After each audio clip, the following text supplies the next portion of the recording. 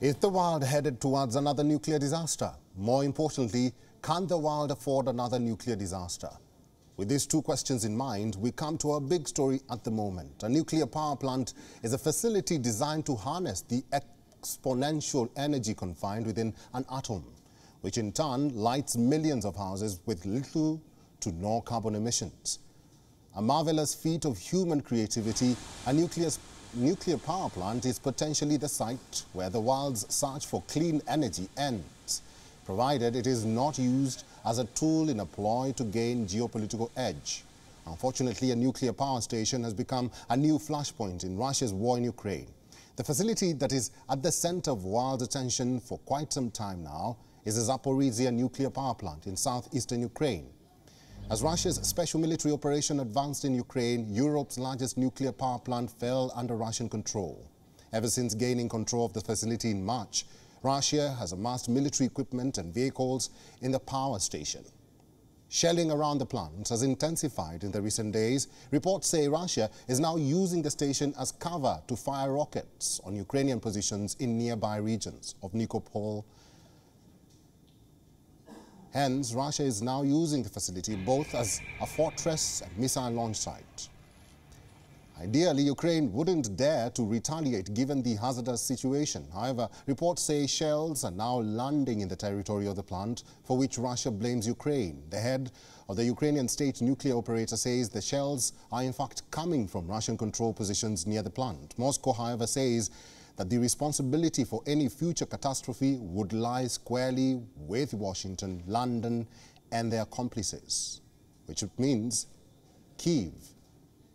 In a phone call made on Friday, Russian President Vladimir Putin warned his French counterpart Emmanuel Macron that shelling at the plant, which he blamed on Kyiv, could result in a large-scale catastrophe. Macron's office says Putin agreed to an International Atomic Energy Agency mission to the plant. Russia has also confirmed this development. However, no date for the possible inspection is announced yet. Ukrainian President Volodymyr Zelensky welcomed an IAEA mission to the plant, saying it could re-establish the station's security. He, however, warned of Russia's radiation blackmail. Якщо російський шантаж радіацією продовжиться, то це літо може увійти в історію європейських країн як одне з найбільш трагічних за весь час. Бо жодної інструкції на жодній атомній станції світу не передбачений порядок дій на той випадок, якщо якась держава-терорист перетворює АЕС на мішень. Less than 700 kilometers north of Zaporizhzhia plant lies the ruins of Chernobyl. On April 26, 1986, reactor number 4, the Chernobyl nuclear power plant, went out of control during a test, triggering a series of explosions and the melting of the reactor core. In a short nuclear disaster. However, Zaporizhzhia's safety-first design, which includes a containment dome and water cooling systems, should protect it against a Chernobyl-style meltdown. But the plant was not designed to be used as a military base in an active war zone. Military conflict around nuclear sites was outlawed by the 1977 amendment to the Geneva Conventions, and rightfully so. It is now in the best interest of all parties to come on the negotiating table and let diplomacy and peace take its course.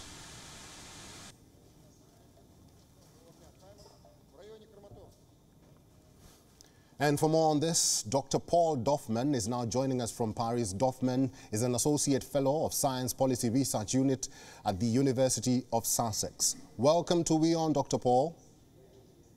Thank you.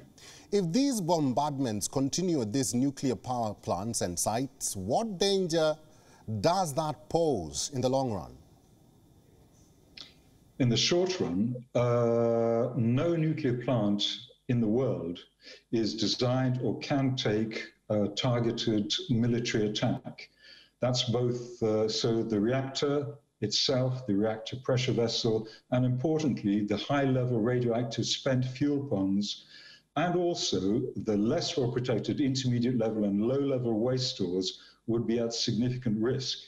What if any of this were to be hit, what you would see, and we've done our modeling, what you would see is substantive radiation pollution which could reach Europe, which could reach Russia, could even reach the Middle East, polluting land and water.